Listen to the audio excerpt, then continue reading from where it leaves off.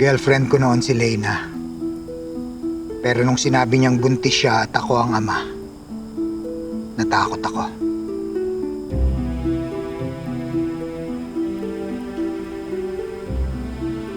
Kahit hindi plinano, blessing yan, Franco. Nabuo ang bata dahil sa pagmamahalan.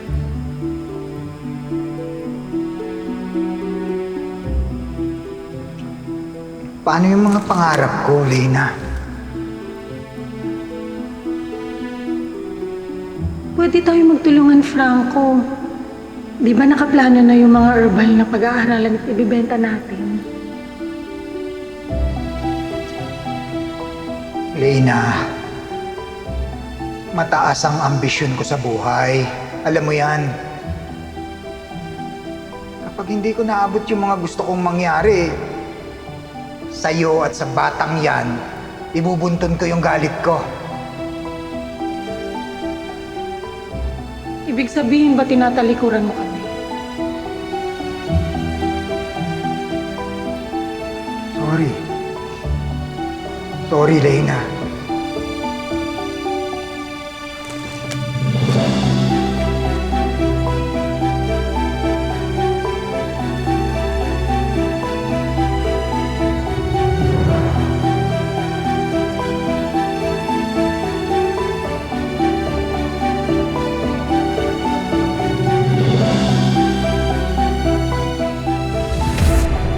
Nalaman ko na lang na kinasal na siya. At inako daw ni Crisanto yung naging anak namin.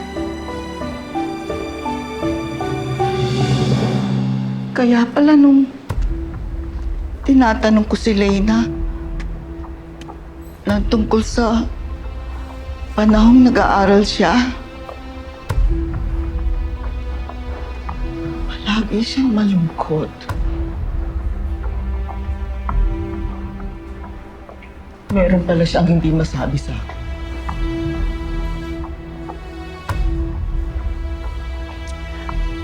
Gusto kong makabawi kay Rose. Kaya kailangang mabuhay siya. Hindi ko sasayangin ang pagkakataon na kilalanin ang naging anak ko. Hindi ko alam kung bakit mo ito ginagawa, Doc Frank.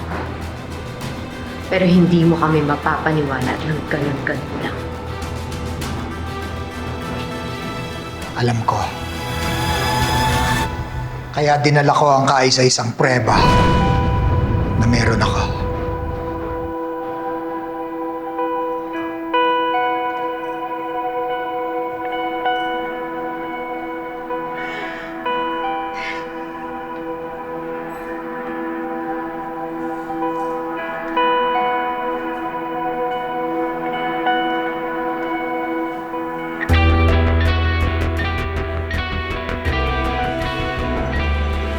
Dok, kamusta ang pasyente? Stable na siya pero kailangan pa niya ma-confine ng ilang araw bago siya makauwi. Maraming salamat at hindi niyo pinabayaan ang anak ko, Doc. Mabuti naman po at hindi napuruhan yung tama niya.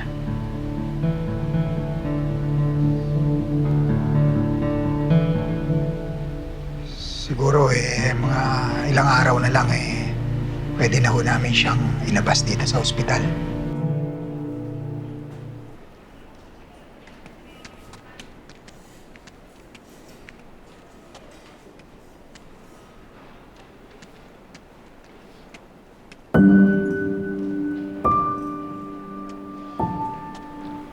Si Magnolia umuwi muna para asikasuhin yung bahay.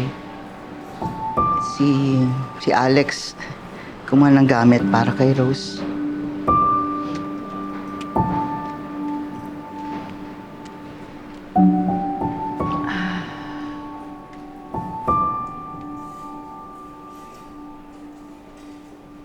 Kanina ko pa iniisip lang. Sa dami ng balang pinaulan sa bahay kanina.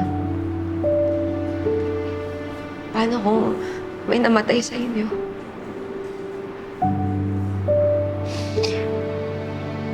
Sana ako na lang yung nabarel. Handa naman ako eh.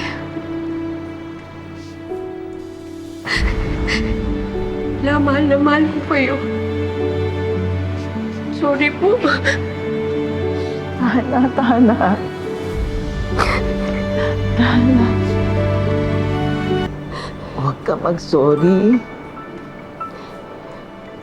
Ako dapat ang humingi ng tawad sa'yo.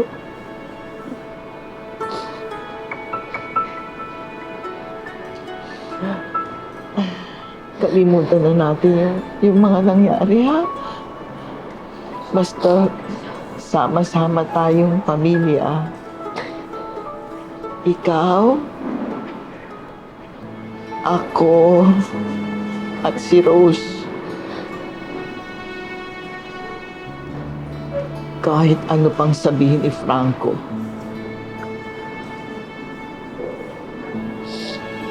Kaya,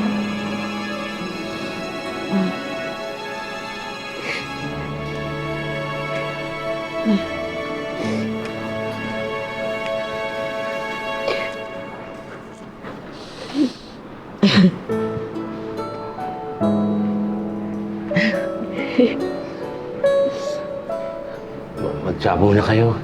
ay, Oh, Salamat po. ingat, ha? ayan. Oh, habang iniinom niya yung tsaang yan, pumikit kayo.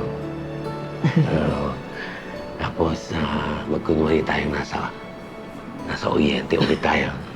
Sige.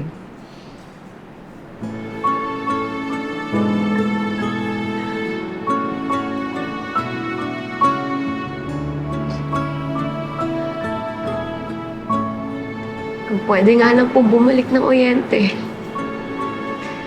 At sa panahong simple lang ang buhay.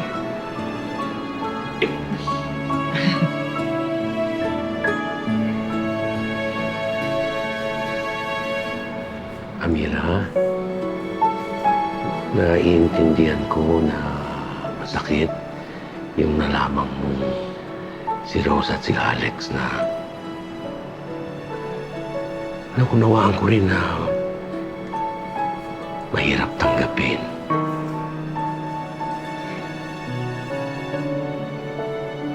Nasisisi niyo ba ako, Lolo Tirso? Sa dami-dami ng babae sa mundo. Talagang kapatid ko pang papalit ni Alex.